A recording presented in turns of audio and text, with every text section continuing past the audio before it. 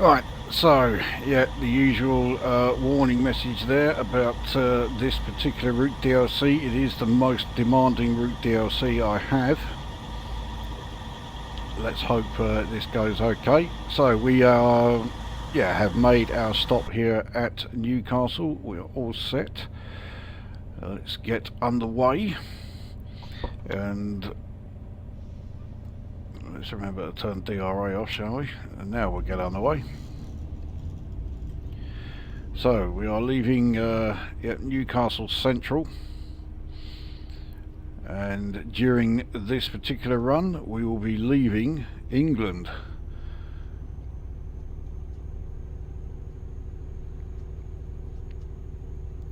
So let's get ourselves up to 20.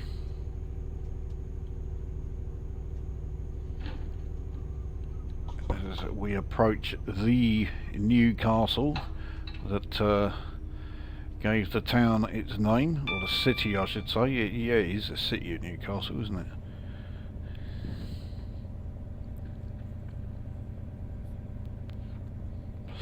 So our destination is Waverley, which is roughly 124.5 miles away.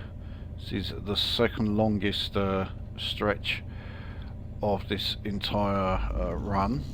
Longest gap between stops, second longest.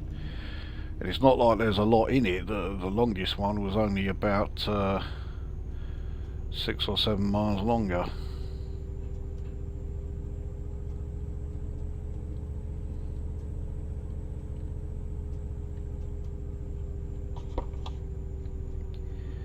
So we are very much going to be seeing quite a lot of traffic in this run. We have a lot of trains coming the other way, and we do often get a lot of variety of other trains as well. So yeah, this is quite a good route. However, it can be a bit what's the word? Unstable is not really the right word. I've never had it crash the desktop, but now I've said that, it's going to happen. But yeah, things like you know, running into invisible trains and stuff like that. You know, class 380 over there. Well, that's the first. I've never seen one of them on this route before. So we are entering a 100 zone. We are now in it.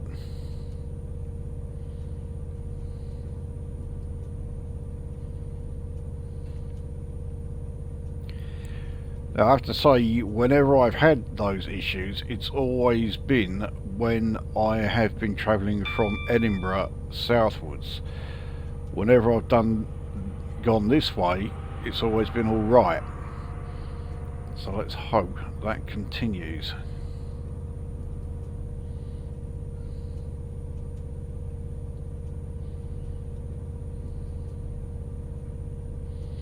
I do have another route which gives me that warning about being very memory intensive.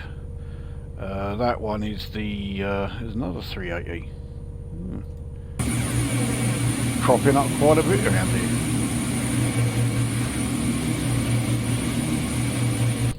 So yeah, the other route that I get that warning for is the Chiltern line. So we've got a 185, no actually it looks like a 189 there. Sorry, 158, no 159. In Midland Central Trains livery. Didn't expect to see one of those up here. So we've already passed 3 admittedly stationary AI trains, and they've all been ones that I've never seen on this route before. I mean, alright, 2 of them were the same, 2 ScotRail 380s. Don't think the 380 ever actually appeared in any other livery but the ScotRail one.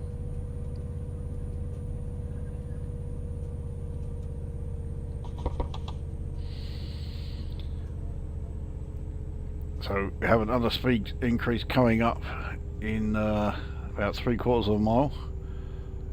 It's only a slight increase up to 110, but nevertheless it is an increase.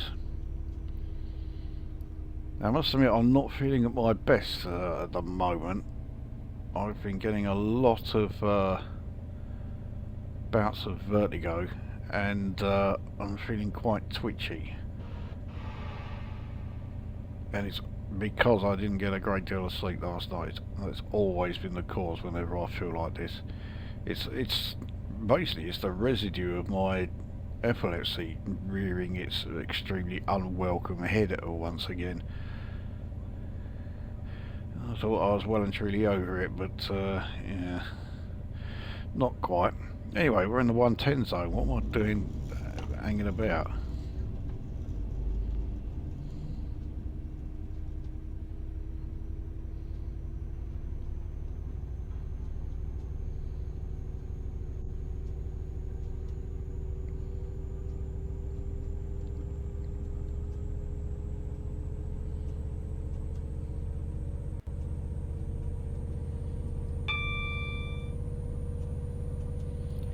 So I do have some more questions to reply to.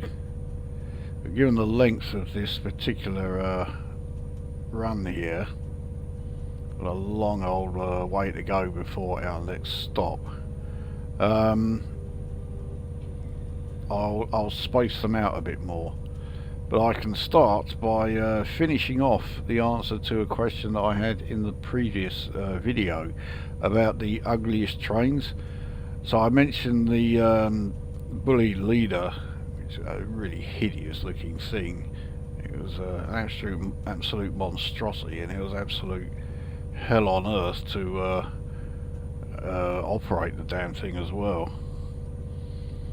But the other one, which I forgot the name of, is I thought it was called the Valley locomotive. No, it's not. Jesus Christ, it's shaking. No, it's the Fell locomotive. And yeah, it's not so well. Yeah, I mean, yes, it is pig ugly, but it looks so ridiculous you can't help laughing at it. The main sort of bodywork is clearly using the main body of a Class 37, but the extended nose, the front and rear, it's like the thing has pretty much overdosed on Viagra, because they are enormous, and they are so enormous that it just looks laughable. And yeah, the reason for that is that that thing had 4 engines just to drive it. What we got here? Another 380. Bloody hell.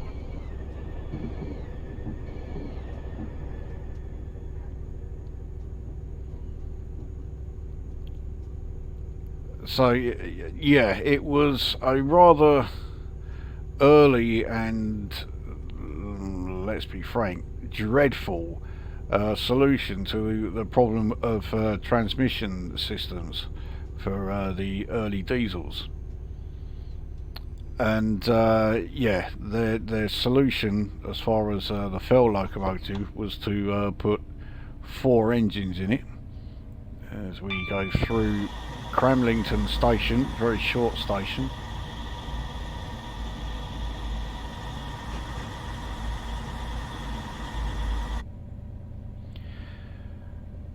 So this loco was built in the early 50s, and I think it was originally built by LMS, but by the time it finished, or by the time they finished constructing it, LMS had gone, and it was now part of British Railways. Now, I think it finally underwent its first sort of like tests and its first sort of like the first time it actually started moving was in 1951, and apparently its performance was pretty good. I would imagine its fuel consumption was utterly horrendous. It's probably draining the entire Saudi Arabian oil supplies just to do one run on the East Coast Main Line. But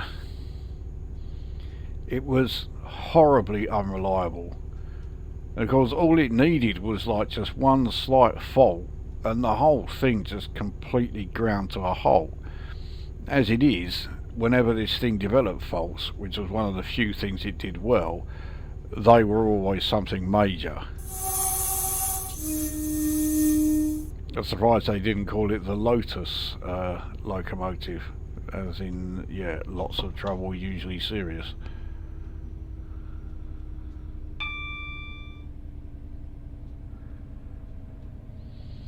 And I think it was in 1957, so 2 years after the modernisation plan, when they wanted standardised locos, and this thing was anything but,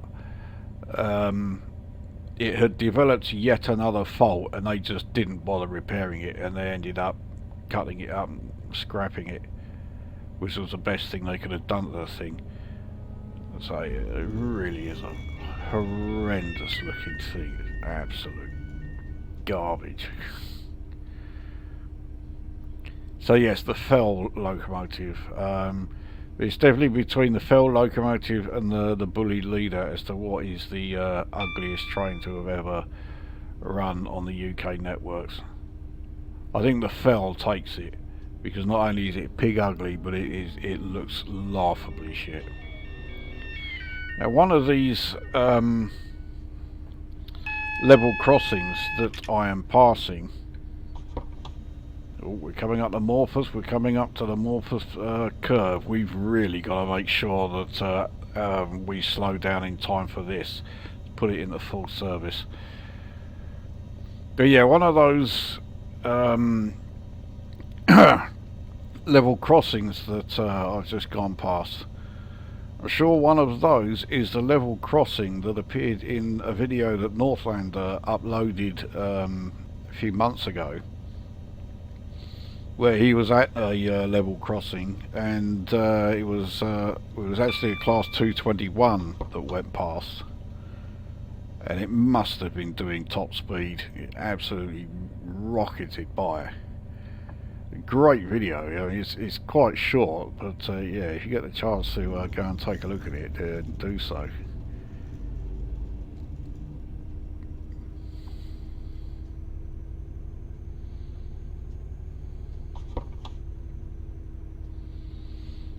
So yeah, here we are approaching the Morphus curve, which is why this 50 mph section. So this is the tightest curve on the entire UK rail network, and it is on a bit of a downhill incline, not hugely steep, but with how tight this curve is, it is certainly steep enough.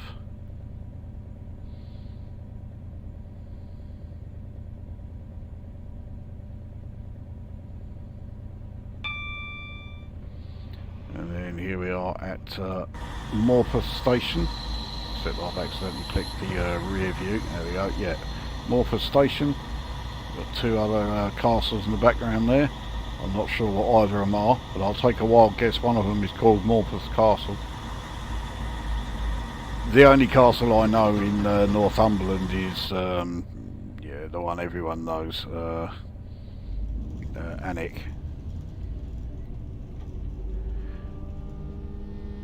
Trouble is, the only reason it gets tourists nowadays is thanks to Harry fucking Potter. And like, yeah, the actual history of Alnwick Castle, which is quite impressive. No one bothers with that now. They just want to know where fucking Gryffindor were located there or something. Oh, Jesus Christ.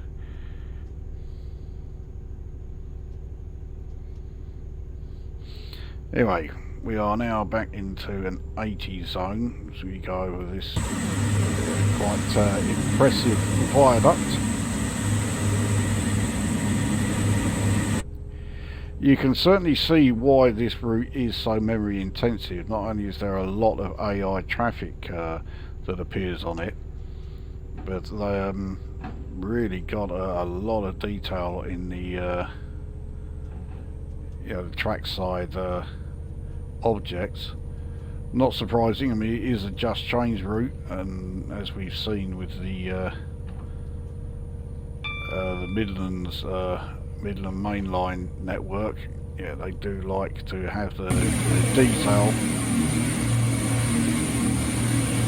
So that's Pegswood Station we just gone through. Again, very, very small.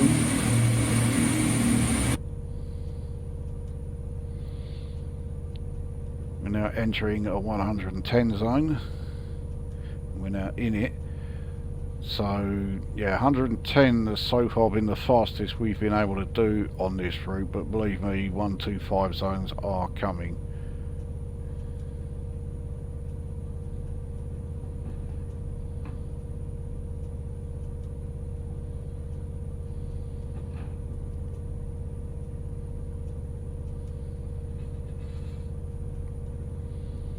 So our speed is now up to 3 figures.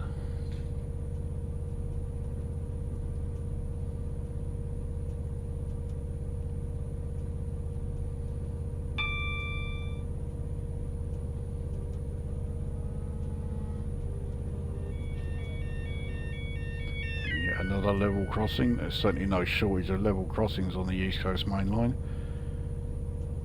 In stark contrast to the West Coast Main Line, there's barely a single one. Well, alright, yeah, there are a few, but you know, it's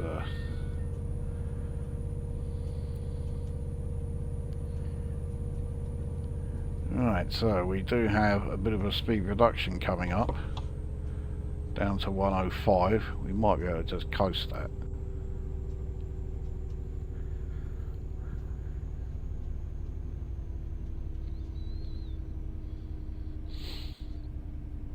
Anyway, on our approach to there, let's take a look at our next question. Do I think the UK could ever support a high-speed or high-tech trains such as the Japanese bullet train? Yeah, I think it could. And then, to be honest, it probably doesn't need a great deal of upgrading to be able to do so. Bearing in mind, and I keep coming back to this, but you know, in the 1980s, when we had the APT, we're now in the 105 zone, it goes down again to 100 in about half a mile as we go through Widrington Station. But yeah, in the 80s, mid-80s, we had the APT, which was rated to do 155 mph, and we didn't need to change anything about the rail network. So I think a lot of this, you know, talk about, oh yeah, we've got to improve, you know, the track and blah blah blah in order to use high-speed trains. I think that was all just absolute verbal diarrhea from the privatised rail companies, and using it as an excuse to A, not pay out to buy in some of these new and no doubt expensive high-speed trains, and B, try and get like some kind of you know, money from the government or whatever, so that they would have the chance to buy one or two of these extremely expensive new trains, but they would also, of course, have to, oh yeah, we have to upgrade, you know, all of the rails and all of the you know, the overhead electrification and everything else, and of course most of that money would just go straight into the back pockets of the shareholders. So we saw in 85 that the rail network as it was then in 85, as we passed a 47, was capable of, you know, allowing trains to do 155, no problem. So, you if we are in the position now where we do have to lay down very specific rail types and have to, you know, upgrade large pieces of the UK network in order to use these new high-speed trains, which I think they can do up to 200 mph. Yes, it certainly could be done. Whether or not it actually will be done is a different matter. Now that you know, the vast majority of the rail companies are effectively GBR, and of course the management and upkeep of the track itself is Network Rail, and they have been a publicly owned company for decades. I suspect, yeah, the Treasury purse is going to be very reluctant to be opened to allow for such a thing, especially after the whole debacle with the HS2 thing. So, I mean, HS2 has been such a PR disaster that I don't think you'll find very many people who are supportive of the idea of upgrading the rest of the network to use these like new high-speed trains.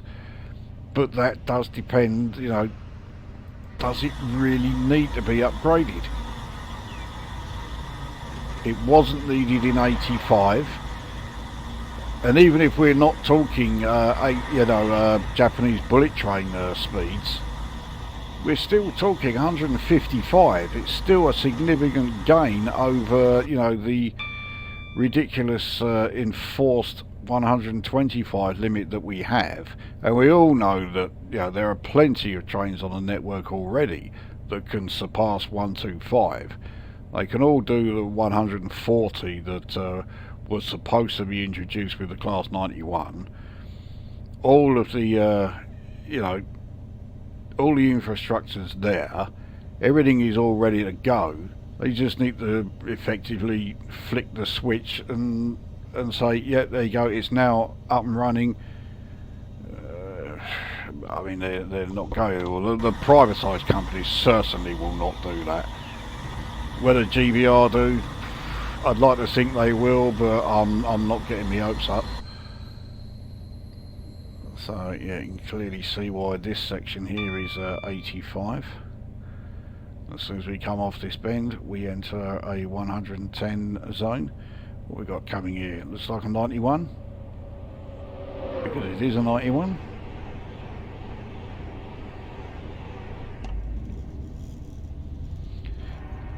Feel sorry for the poor sod that was driving that, because that was a Dovetail Games 91. It wasn't the Armstrong Powerhouse one.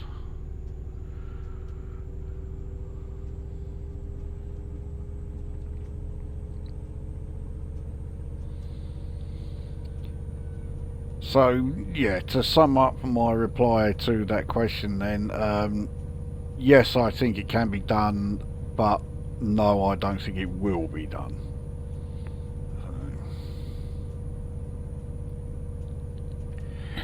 Right, next one. Any horror stories of serious overcrowding on buses or trains?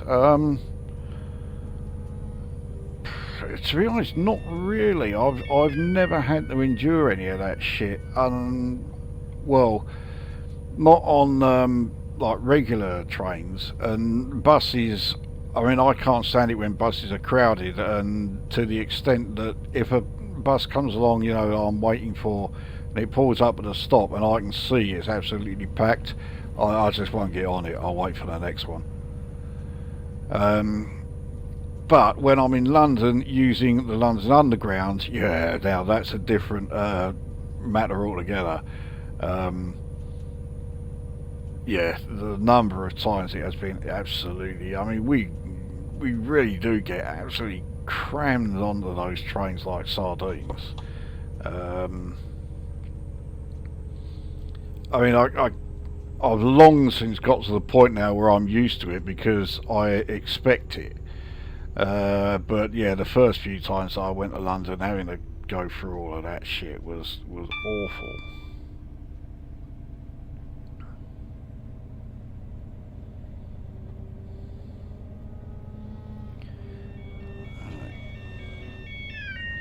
I'm braking down for this 95 zone. Except it's then going back down even further down to 85 as we approach Allenmouth. See, I remembered.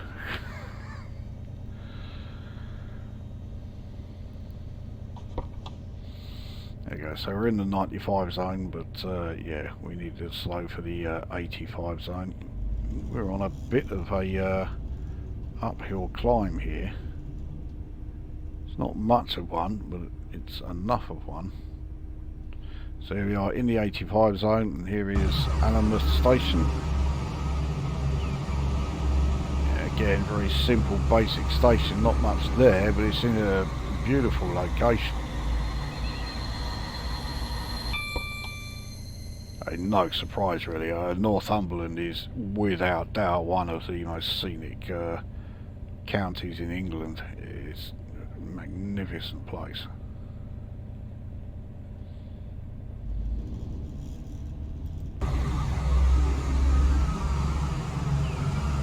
So we're into a 95 zone and we have a 120 mph zone fast approaching. So then we can really get some speed up. So you go, we're in the 120 zone now.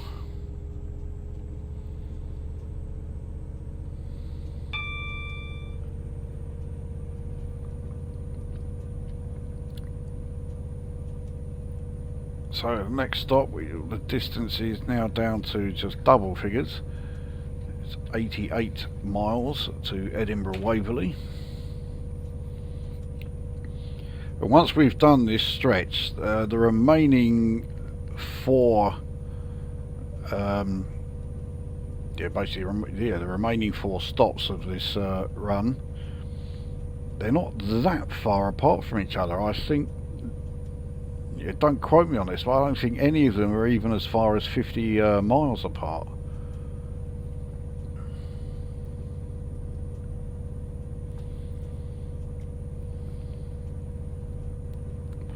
I mean, I can't remember how long the section from Helensburgh to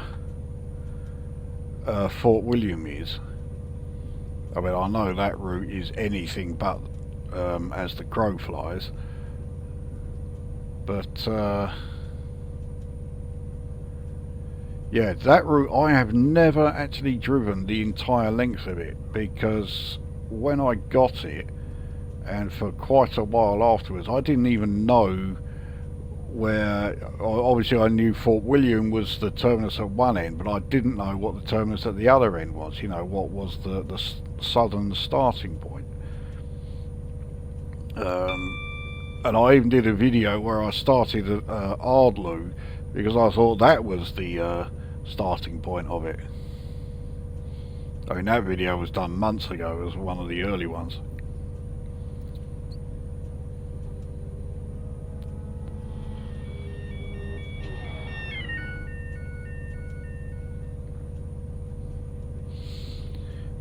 Still got plenty of level crossings around here.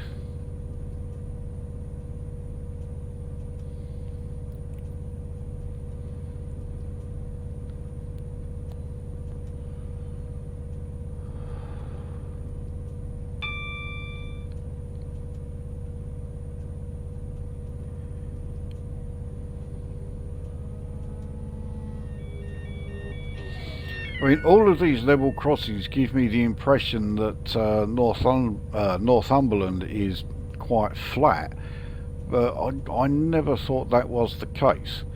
I mean, granted, I'm not from the area and I don't know the area that well at all, so, you know, yeah, it's highly likely that I'm way off, but yeah, all those level crossings certainly make me think that it is rather flat. So we have a max speed reduction in less than a mile down to 110. We're on a downhill gradient as well, so we're certainly not going to be able to just coast this.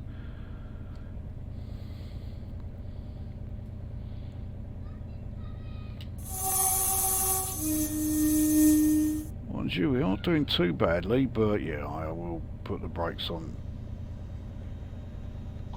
There we go. So we're now okay. And there's the 110 zone. It's just for this curve, and then we are back up to 125.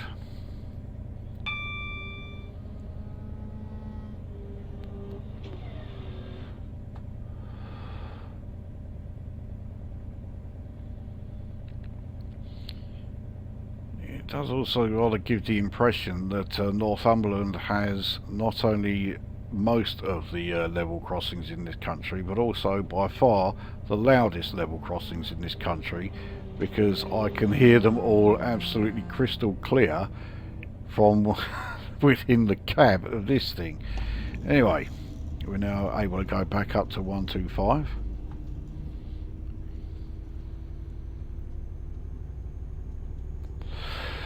So anyway, going back to the question of the overcrowding, yeah, I don't really have any sort of like specific examples I can give, other than pretty much every single time I've ever used the London Underground. So yeah, it was partly my own fault, because whenever I would take, like, you know, any day trips to London, if I was going to go somewhere like, you know, if I was going to Shades, the record shop in Wardour Street, I would leave here at about 11, somewhere around there. So of course I would be arriving in London pretty much as soon as it reached lunchtime. So yeah, the Underground was always going to be absolute bloody chaos by the time I got there. And I never learnt. I kept on doing it all the time. So this is Chat Hill, very, very small station.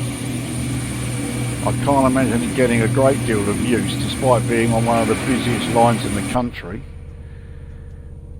Now we've got a lot of speed reductions all in one area, but 105 is the lowest one, so that's the speed we have got to aim at, or aim for.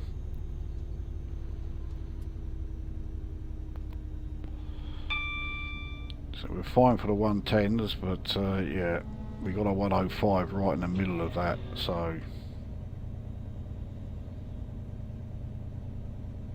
there we go.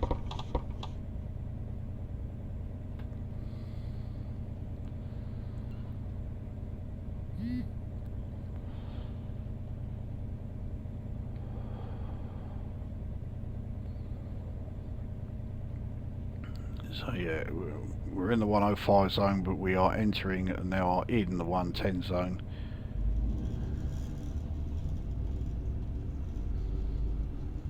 The shaking is pretty bad. I wouldn't fancy doing this route in the APT. I love driving the APT. I would say it is the best train to drive in the game. No question of, you know, there's no doubt about it. But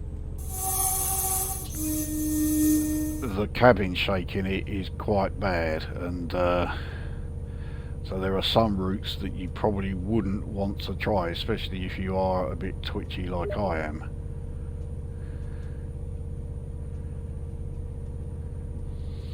So I've just got a notification from Jim. His East Coast Mainline vid is uploading as we do this.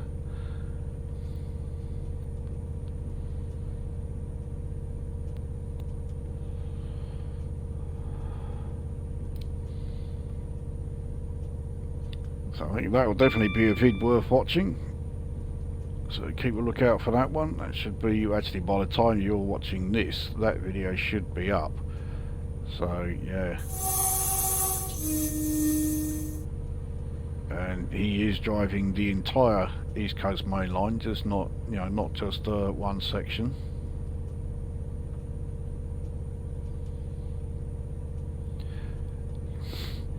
He's not in the position though to be able to do this run that I'm doing here. But well, if he should ever be in such a position, I think it's only fair that I return the favour. Now that I've said that, I've guaranteed that there will be some routes he'll never buy.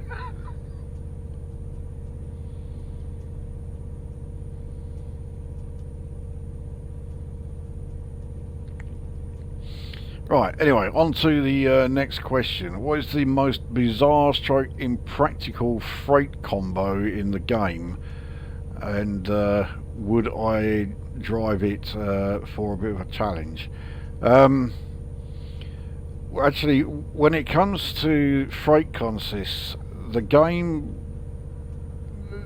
the freight trains that come with freight consists, they are always somewhat conservative. I can only think of a couple of exceptions.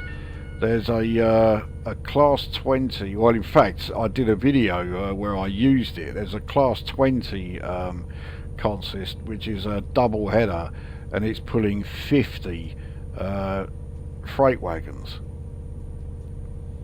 Now depending on what they are, a Class 66 can pull 50 freight wagons on its own.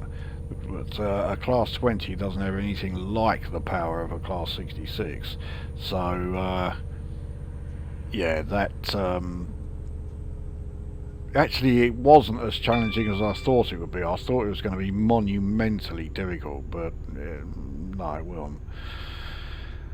But of course you can create your own consists, so you can make all sorts of, like, you know, utterly ridiculous consists. You know, you could have a train pulling 30 nuclear flasks or something, you know. I mean, there's no way in hell that such a train would ever be, you know, running on the UK lines, but yeah, you can do that. And providing you've got, you know, the wagon type that you really want, then yeah, you can put together any kind of consist you like. So you can make them as easy or as ludicrous as you like. So I guess that is something, I think I did point it out in the, hang on, no, yeah, in the most recent video, yeah, the most recent Your Requests Here video, I was still having the problem with the yeah, the consist not working, so I couldn't make my own custom consist. But now that I fixed it, I can do that. So yeah, if you want to request a freight run and you want to be so specific as to you know, say what freight you want moving, then by all means go ahead. In fact, I will come back to that a bit later, because I've got another question coming along where I can I'm tying with that. There's a good old 37.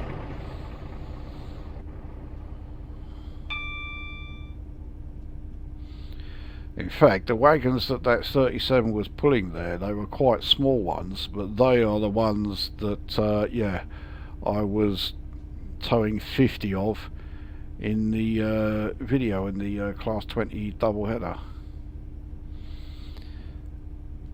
So in the meantime, we've now entered the 115 zone, but again it's relatively short, and we'll be able to go back up to 125 fairly soon, just a quarter of a mile.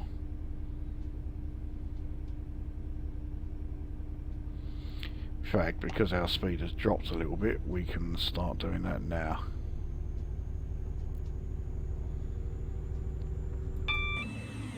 Ah, we get a trackside view.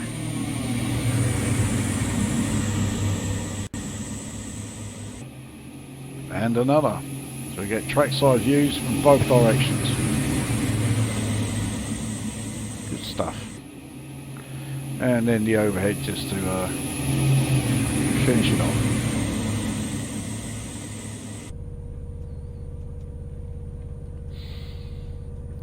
Right, so next question. Oh, barely read me own writing. Oh yes, right. Should there be a loud carriage along with a silent, along with the quiet carriage? Should there be a loud carriage that is playing grindcore and black metal? I mean, I'd have no problem with that for two reasons. Firstly, I like grindcore and black metal, and secondly, there's a good chance I'd be the only fucker sitting in it. So, yeah, I'd be all in favour of that one. Yeah, bring it on. Until they start playing Cradle of Filth, and then I'll feel like jumping out of the fucking thing.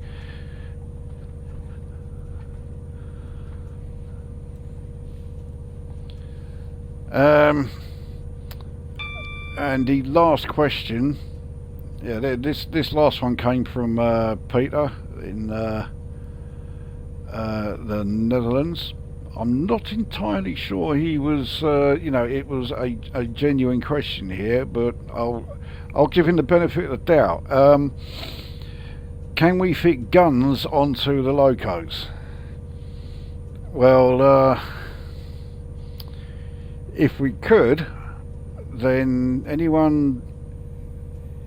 driving a Class 142 that is heading in my direction on the other rail, they're not going to be getting much further. But this goes back to what I was saying earlier on about the freight consist. I said I would come back to it because I don't have it yet, but I will have it tonight because it's a freight wagon that you can get from the game. You have to buy it as a separate add-on, and it's a military freight wagon. What am I doing? It's 115 mph limit coming up. I've got to really start braking. Actually, we made that fine. There's a 95 coming up as well, so I'll continue braking a bit for this. I think we may be approaching Berwick, which is why we've got all these speed reductions here. But anyway, yes, so there's this military freight wagon, and you can set it to either empty or fully loaded, and it's transporting tanks. I think tanks and armoured cars. So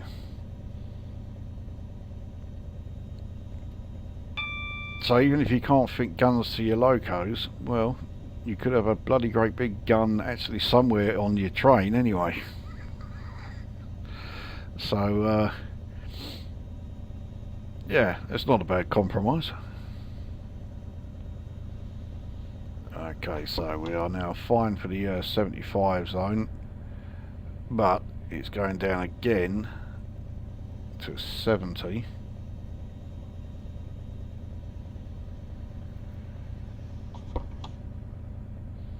Which we are now fine for.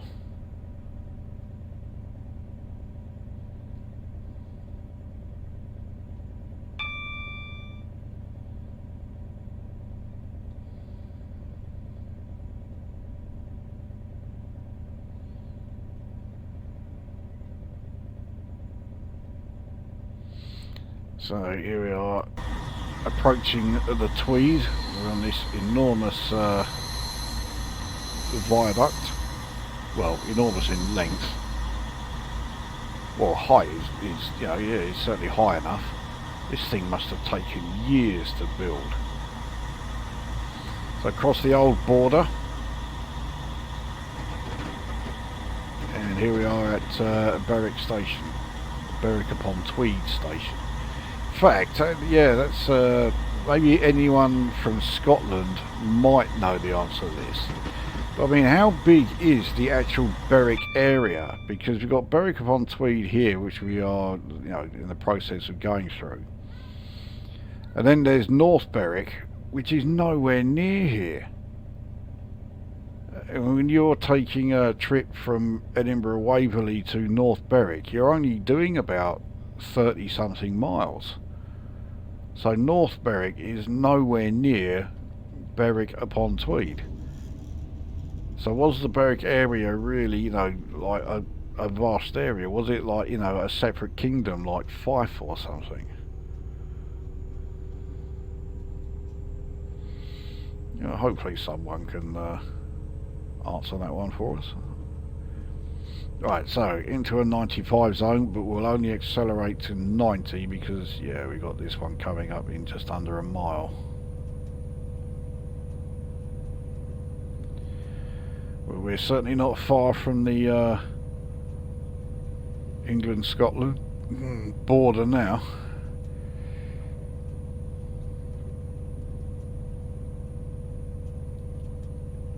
Which is a good thing, because I've answered all the questions I've got here. I'll come up with a few of my own. I might even remember a few more that got asked and I forgot to note down.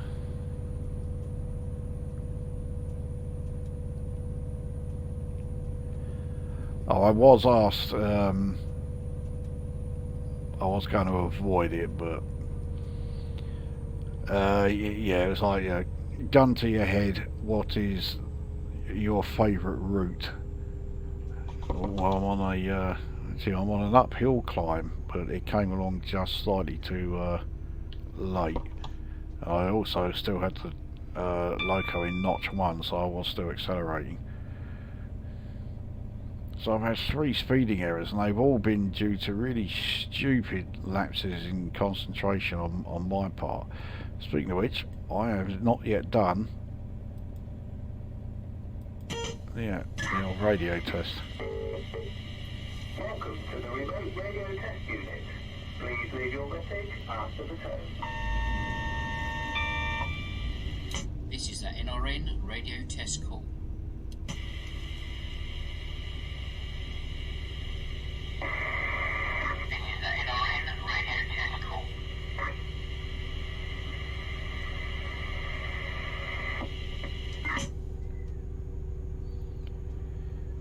So, yeah, favourite route, gun to the head. Well, the thing is, for it to really be a favourite one, for me to say, you know, yes, that is the best route, it's got to have a bit of everything. So it's got to have good passenger runs, it's got to have good freight runs, it's got to have like, you know, some decent fast sections, ideally with, you know, fairly long runs so you can do intercity runs, and it's got to have some good you know, urban or urban-ish like, you know, commuter runs. It's got to have a bit of everything, and there are some, no doubt that there are certainly some. So with those criteria, I would also say it needs to be electrified so that you can use your electric trains as well as your diesels. So I'd say it's between 2. They are both on the West Coast Main Line. I'd say it's either West Coast Main Line South or it's West Coast Main Line over Shap. And actually West Coast Main Line North would be a good shout as well. So there you go, you got 3 there.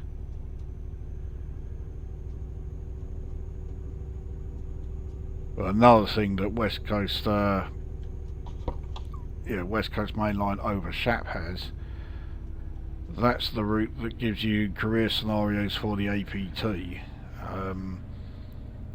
and the Steam Christmas sale is well underway, and if you are, you know, looking for Train Simulator Classic DLC to get, and you don't yet have it, you've got to get the APT loco. And if you do get that and you don't have West Coast Main Line over Shap, you really do need to get that, so you then have the career scenarios and you have the thing all set up ready to use the CAPT system, so that yeah, you can do 155 mph and it's all perfectly legal.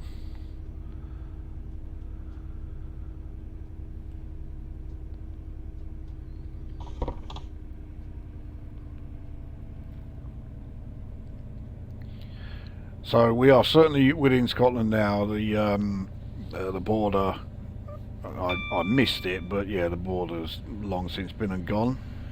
So we have left England. We have basically done the entire length of England, seeing as we started in Penzance. We're certainly not going to do the entire length of Scotland, because so many of those lines are not in the game. Really would like to see the yeah, I'd like to see the inclusion of Thurso, the northernmost station in the UK, and the route that connects Thurso to Wick. I mean, going through the Scottish Highlands, that must be a fantastic route. I don't know how long it is. I don't think it's a hell of a long route, so I would just want that to be part of whatever route that is. Ideally, have it going from Inverness to Thurso. I think that would be fantastic. I'm sure it can be done. There's got to be a connection from Inverness to Wick.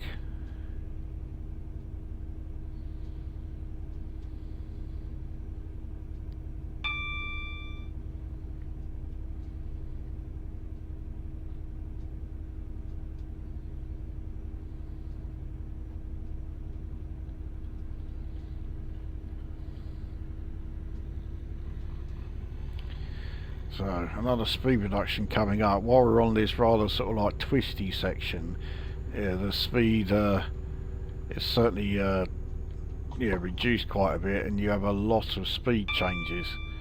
But there are still 125 mph zones to come. But this is the last part of this journey where we will be able to do 125 mph.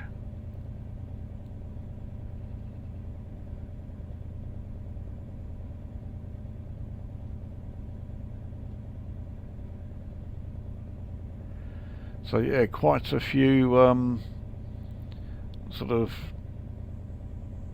final moments on this particular stretch of the run. Final route that's partly in England. The final out and out high speed route. It's not quite the final route on electrified lines. We do have one more.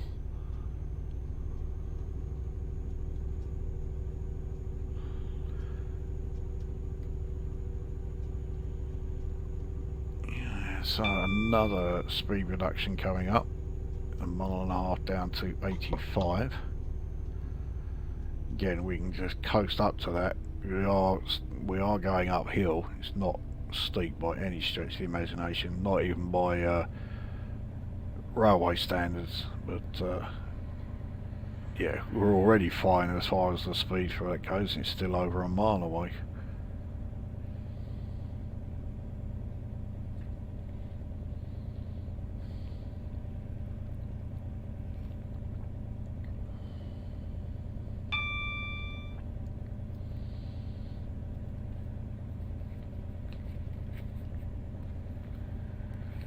And a further speed reduction, just under a mile long from the 85 down to 75.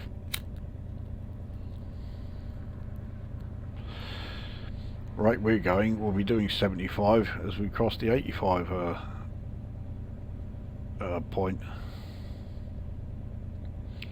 Alright, we're not going quite that slow, but so we're in the 85 zone.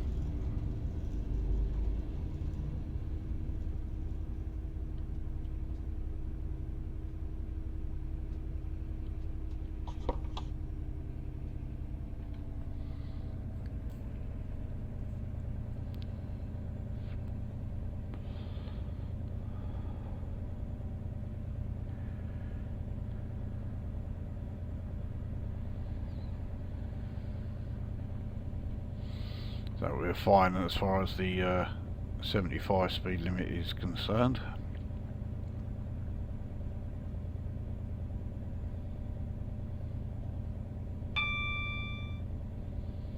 Yeah, so we're in the 75 zone now.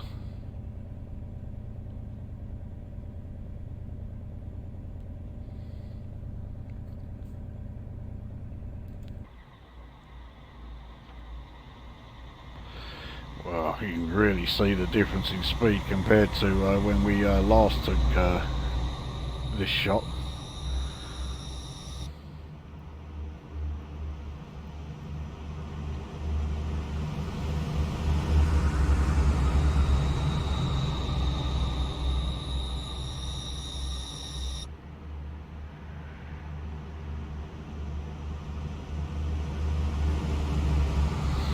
These shots would look great if this thing was a tilting train, but of course it's not. If we'd taken the 221 it would have been, but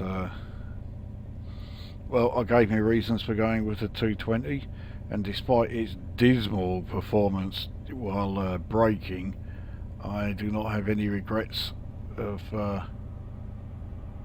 my choice of loco. I didn't see anything telling us that we were now in a 125 zone, but we are, but not for very long at all. We can accelerate up to 75. In fact, even that's not really worth doing because we've got to go back down to 70 again.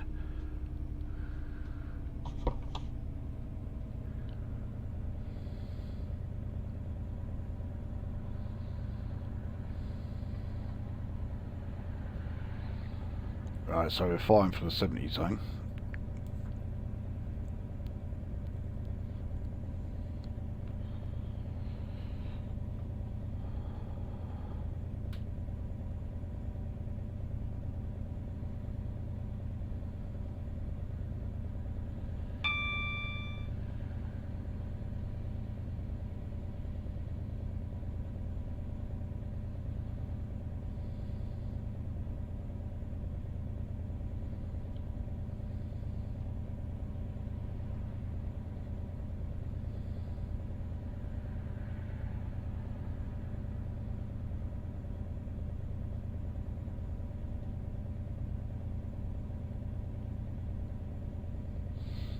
So in that 85 zone, very soon into a 90 zone, so let's get a bit more speed up.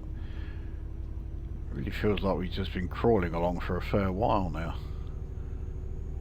But yeah, let's stick it right up in the notch 4 and get the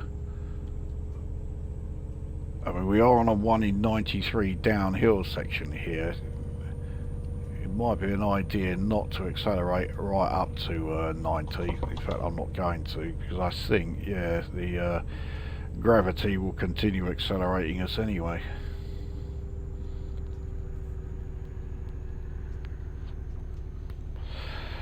It is now 1 in 99. Usually gradients don't really affect high speed trains, but yeah, for a start we are going quite slow by HST standards, and for another, this is such a small train for an HST. You know, it is only 4 cars long, so it will have more of an effect on us than it would, certainly than it would in a an Intercity 125 or a Class 91 or something.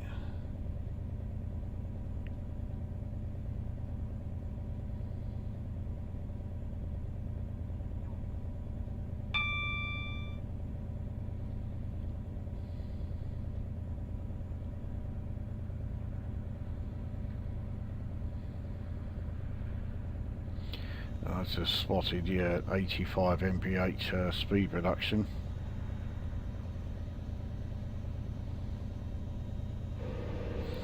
There you go, so we're fine for that. We're still on the 1 in 96 at the moment downhill section, so we'll brake a reasonable bit beyond the 85. That's a hefty bumper there. But it has now levelled out. But yep, a mile and a quarter or so up ahead, we can go back up to 125. I think that's the last time we'll be able to. So let's try and take full advantage of it. Eh? Let's get up to 90. Soon be able to do, soon be able to do 105.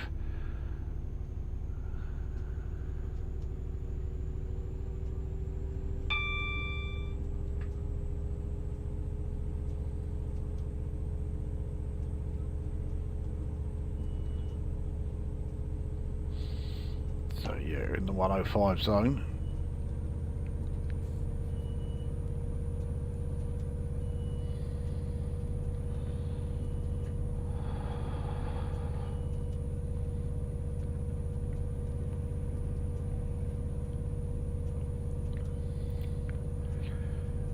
And now, there we are in the 125 zone.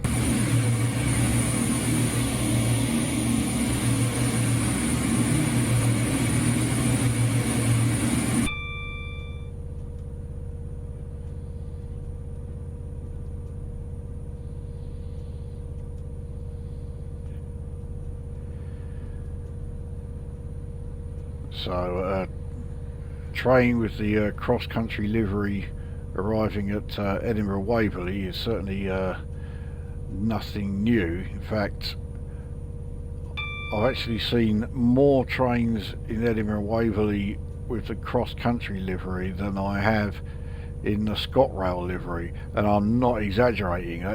It's ridiculous.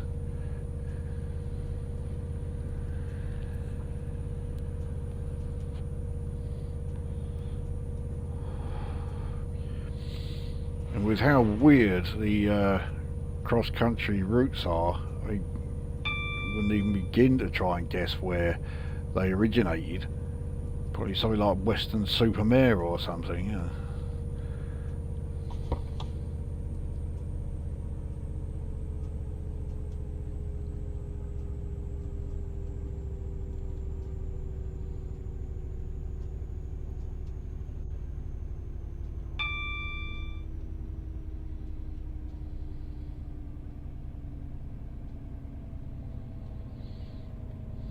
So that was, yeah, I think the end of the last 125 mph zone.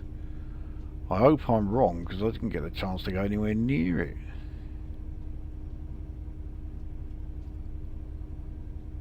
So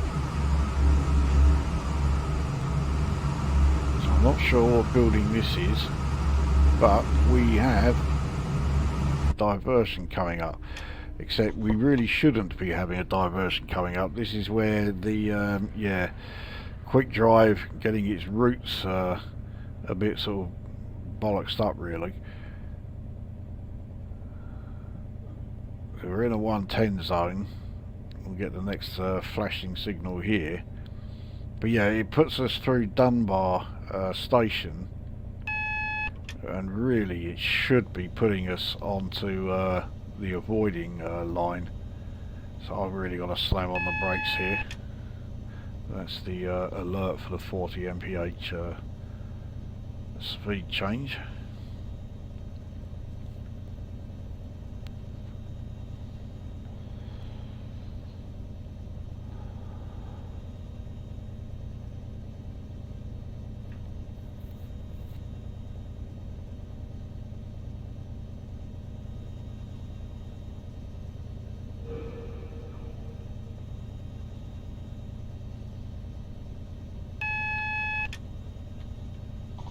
There we go, so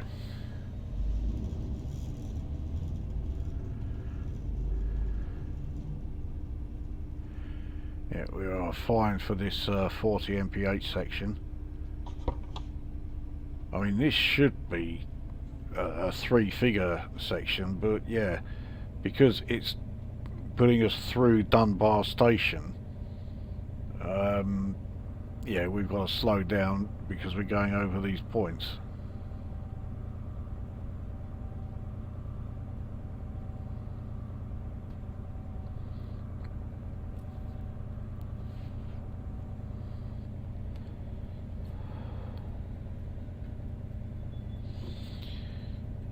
So we're now in a 50s zone, but it's going back down to 40 again as we get closer to the station, so there's no point in trying to get up to 50.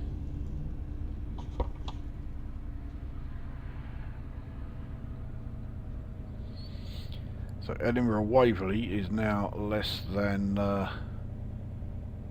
30 miles away.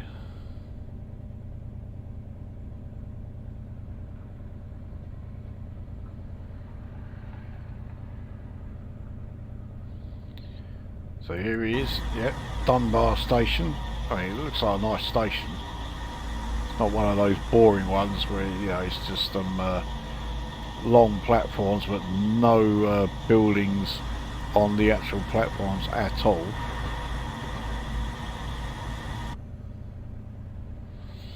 So as we rejoin the actual East Coast Main Line, we will be able to go up to 110. I think we can start accelerating before we get to that 110 marker. We'll soon find out. That's not promising though.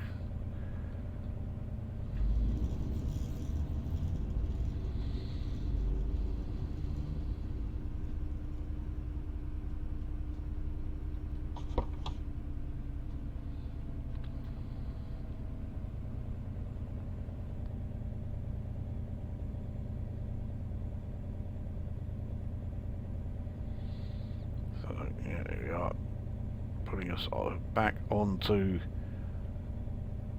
the main line. Well, I think we were on the main line, but we were on the main line that was going in the wrong direction. So, right, in the 110 zone, definitely give it the full thrash treatment.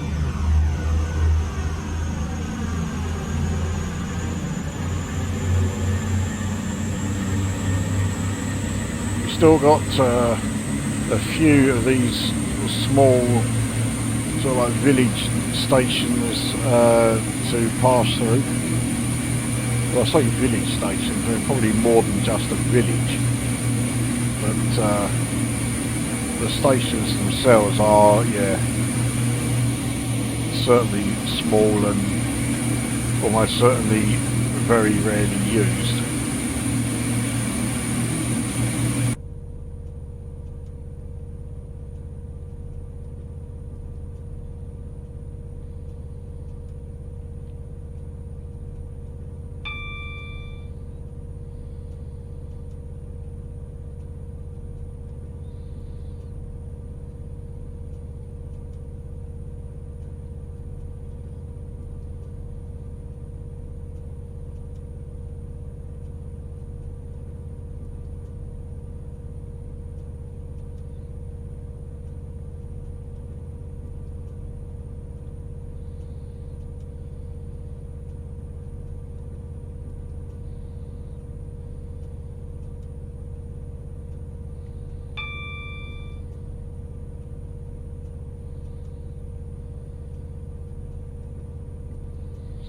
So we're up to 90.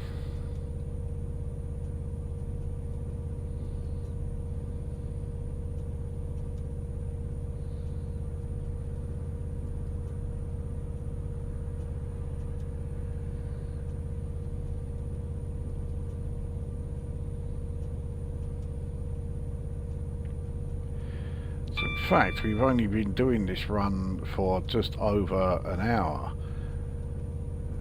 ETA says we will be arriving at Edinburgh in just over 20 minutes.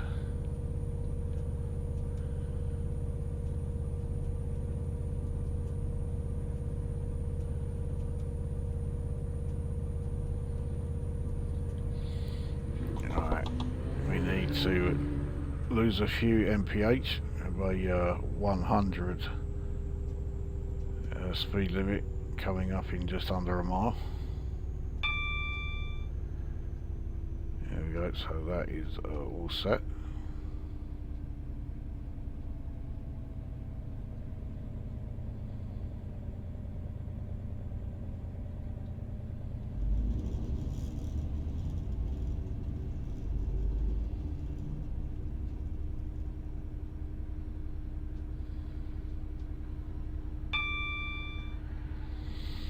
There we are. It's a bit obscured by the bushes there as we pass the 100 mph sign, but yeah, we are fine.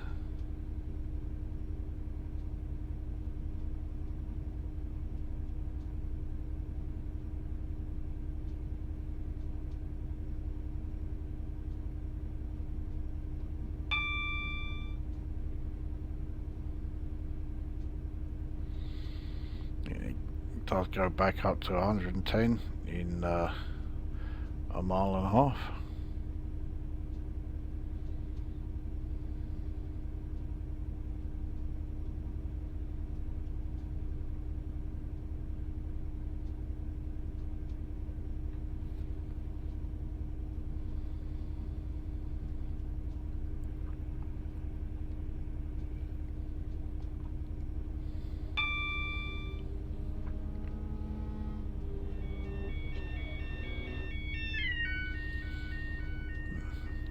Almost feels like it's been a little while since we had a level crossing.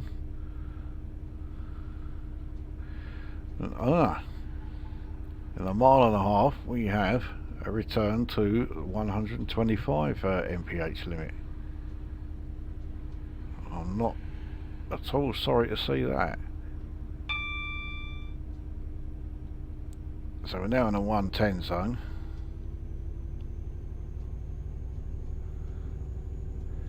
Let's get our speed up so that we can at least try to get up to 125 once we are in that zone. So I'm not, yeah, we have been able to do 125 a few times on this run, but not as many as I thought we would.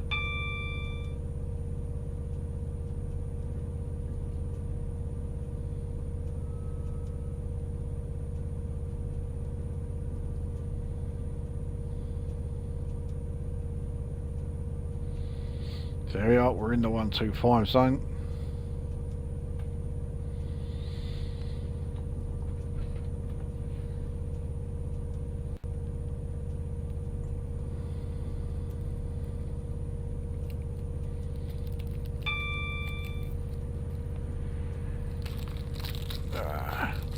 Again, really not going to get the chance to do 125 at all.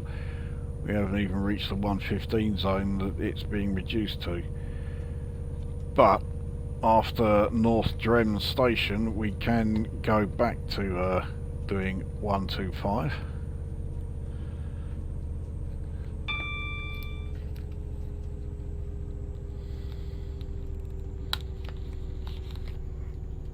Nope. Carry on like that and we would have ended up speeding. I've already got enough speeding errors on this run anyway. It's not been my best run on this route, it has to be said.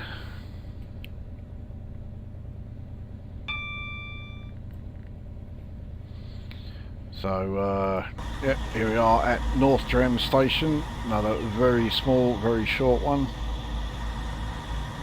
Speaking of very small and very short, this 125 zone that we are just entering now, yeah, this is a very short one. It's just over a mile, and then we've got to get back down to 105, and we're already doing over that. So yeah, definitely not taking advantage of this 125 zone at all.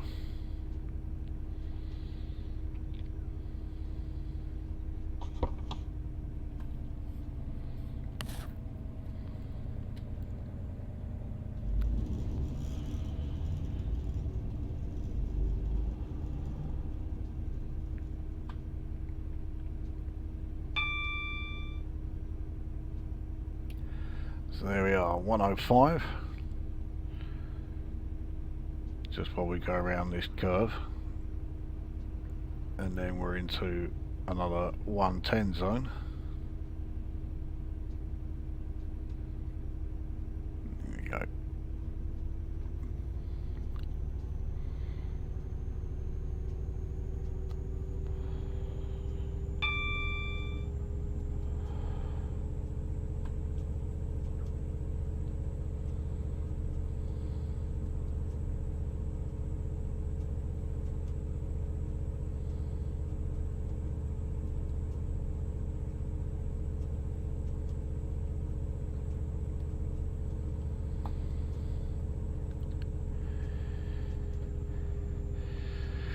So next station is coming up, Long Nidri.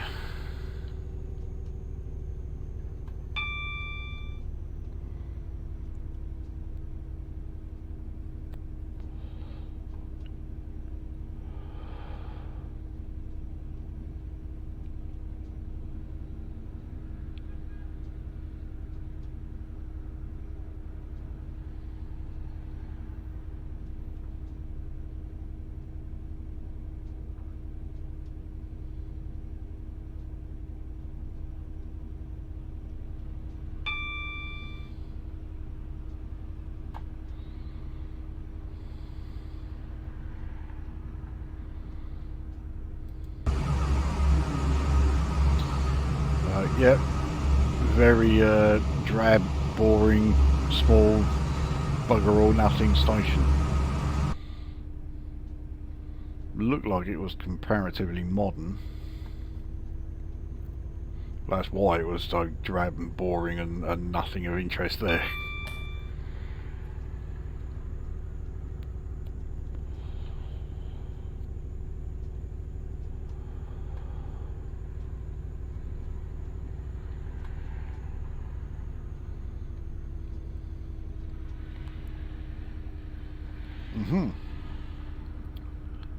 A final, well, I'm pretty sure it's a final 125 zone in 1.5 miles. Now hopefully we can do a bit more with that than we did at the last one we came to.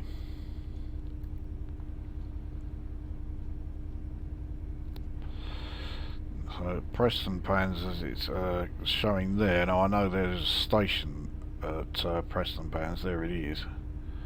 So it looks like we can absolutely rocket through that at 125.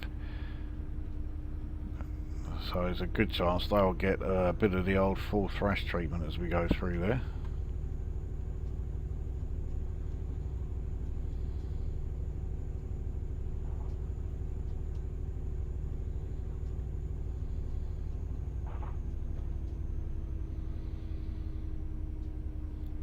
Entering the 125 zone, here we are. Let's give it the full whack.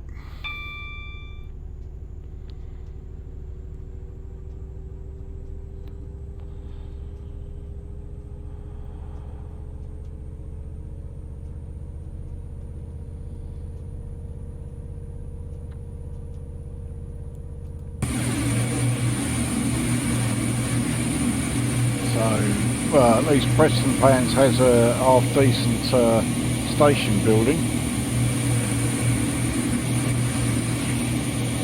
Not a huge amount else here. And then we have Walliford coming up pretty soon after it. Let's stick with the exterior view for now.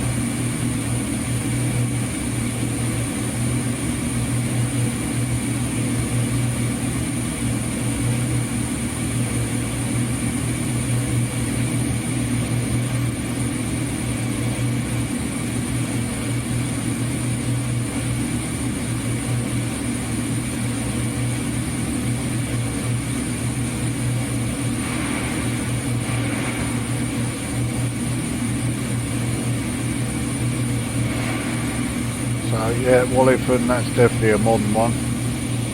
Absolutely bugger all on the platforms there. But now we do need to start braking for this 95 zone. Now that Waverley is only just over 7 miles away, we will definitely not be getting any more 125 zones. That was definitely the last one. We didn't even get the 125.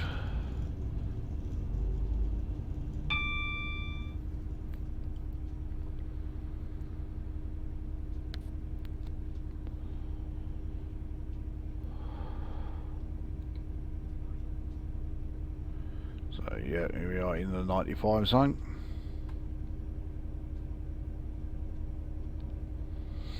We are approaching Musselburgh station. Here we have another Class 91 Haven't actually had any other trains for a while. Compared to a lot of my runs on this route, it's been quite sparse.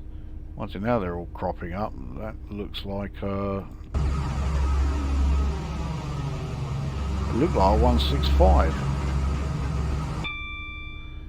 I wasn't expecting to see one of them here. Mind you, we've seen plenty of trains that I wasn't expecting to see on this run. So here is Musselburgh Station, and there it was. That was another extremely forgettable one. So you have another speed reduction down to 90. We'll coast up to that. We'll easily get our speed down to that.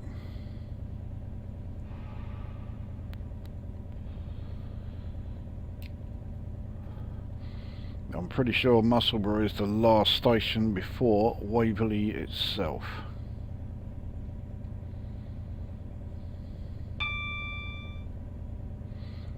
But obviously we are coming from the other side to Haymarket, so we're not going to be going through there before Waverley.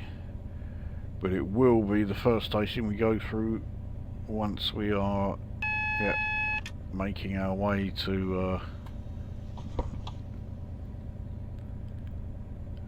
Glasgow.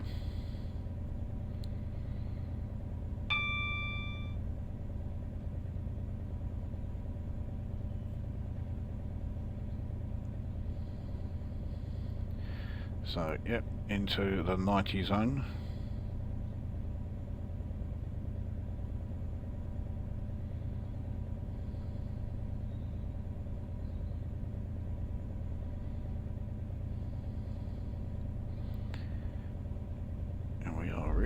Losing speed here. Let's at least get it back up to 85, which is coming up.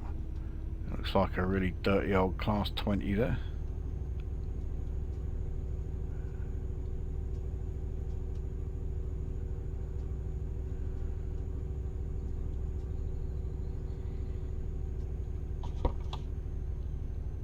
And a 47.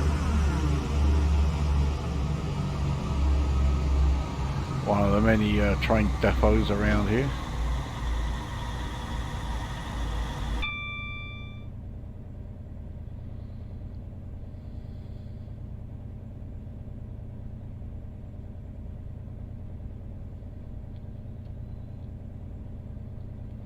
So yeah, not long after the 85 zone we're into a 70 zone, so we'll continue to just coast here.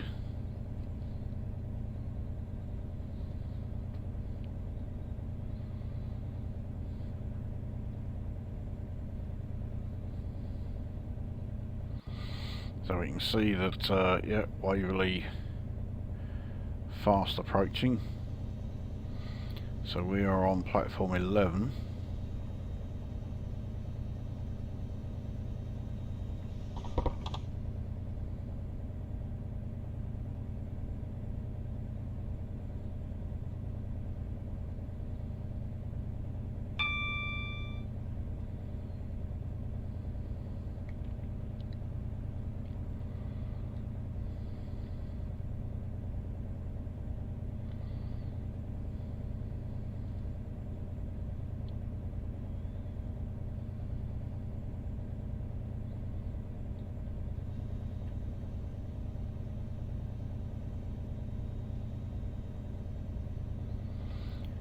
Go through this very tight, narrow tunnel here.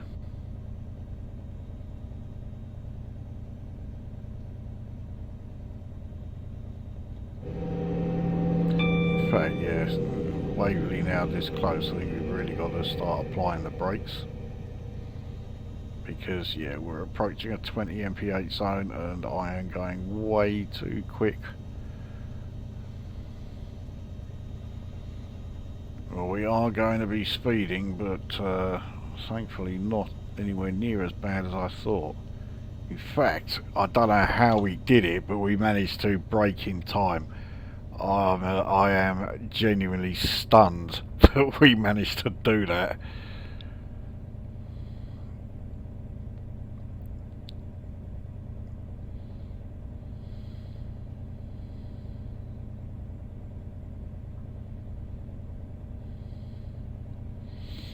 So yeah, here we are now at platform 11.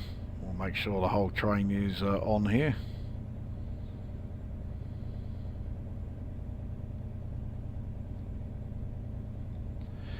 Which it now is.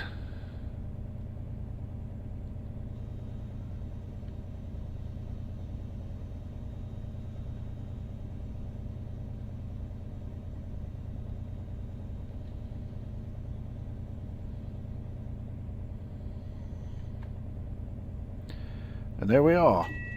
Let passengers off. Here we are at Edinburgh Waverley.